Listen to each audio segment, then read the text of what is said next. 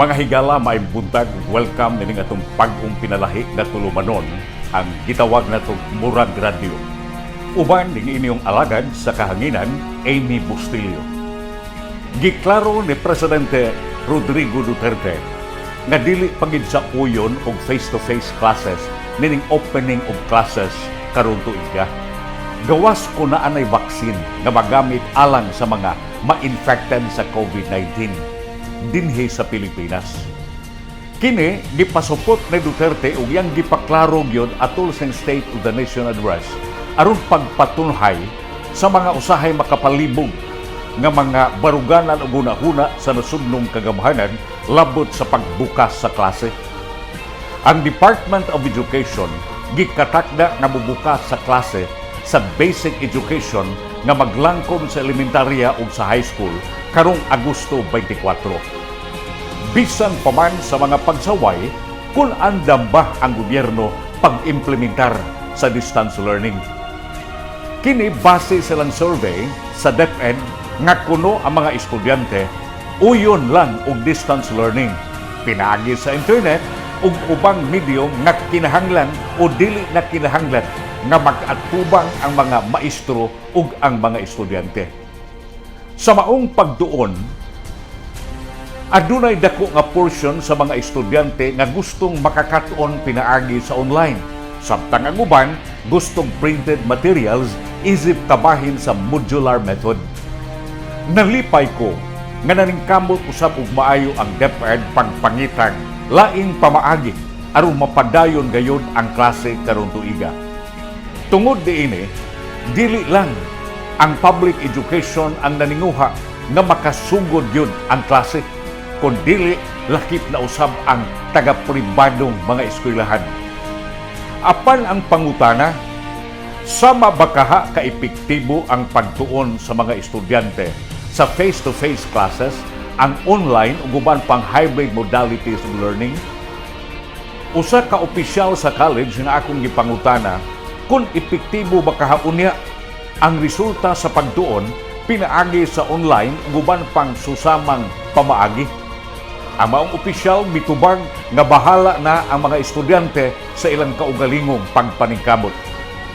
Ako kadtong gipangutana tungod kay daghan pang babag sa online learning. Una, hinay magani ang internet sa urban areas sa mga syudad-syudad, unsa nakaha sa mga suok-suok nga probinsya. Ikaduha, unsaon man pagmonitor sa mga magtutudlo kung tinuod magyod nga naminaw ang mga estudyante. Isip magtutudlo sa atong kaugalingon, atong eksperyensya ngang uban magtabi magani bisag nag-lecture ang teacher. Ikatulo, sa mga examinations na abay-giandam na daan nga pamaagi nga dili magkopyahanay o baka manlikas ang estudyante. Diha ko'y gipost sa Facebook nga dugay ra ang buwan sa December nga imbarguhon sa gobyerno ang mga telcos sama sa Smart ug Globe tungod sa kabati sa ilang serbisyo, ilabi na gyud sa kahinay kaayo sa ilang internet. Makatabang og gamay sa online classes kung doon na kitay tarong nga internet.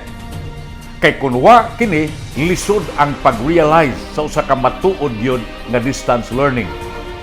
Gawas pa, dakong problema usab sa mga ginikanan ang paghatag sa ilang mga anak o mga gadgets sama sa computer, laptops ug kaugalingon nga internet access nga naglisod ngan intahon sila ug ipalit og bugas. Ang presidente naghisgot usab og klase pinaagi sa radyo ug telebisyon gamit ang radyo ng bayan tingali o baka PTV, ang national TV sa kagamhanan. Makasabot kita sa presidente tungod kay naninguha man sa intawon siya nga dili yun mahimong mahunong ang klase kung mahimo lang. Apan wa pakikita makakita sa guidelines kung unsaon sa paghimo sa klase pinaagi sa radyo ug telebisyon. Tungod diini, nakahuna-huna ako nganong ato magyud nga ipugos ang butang nga lisod pang buhaton ug dili kita makasiguro sa epekto sa pagpahigayon sa klase karong panahona.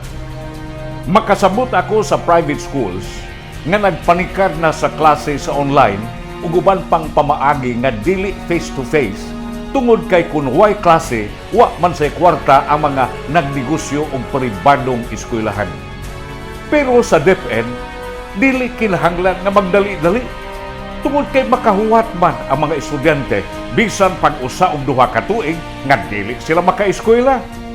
Wa usay mawa kanila kung dili sila makaeskwela dugay-dugay. Dili man sa ngayon nga mag-uol ang taga-DepEd kay bisag way klase padayon man ang sweldo. Mga kaigsuunan, tungod sa COVID-19, nagkalisod tang tanan. Lakip na sa pamaagi sa pagtungha. Kung mahapsay lang natog maayo ang laing pamaagi sa edukasyon ug dili nato dali-dalion, makaayo kini sa katilingban taliwa nining atong giantos karon sa COVID-19. Adunay simple ug common kaayong panultihon sa Aristotle nga miingon, "The roots of education is bitter, but the fruit is sweet." Dili bali kung mag-antos lang tagamay mahitungod sa edukasyon, basta siniguro lang ang kaugmaon sa atong mga kabataan. Mga kaigalaan, daghang salamat sa inyong pagtanaw. Maayong buntag, kining inyong alagad, Amy Bustillo. Muingon, hangtod sa sunod higayon.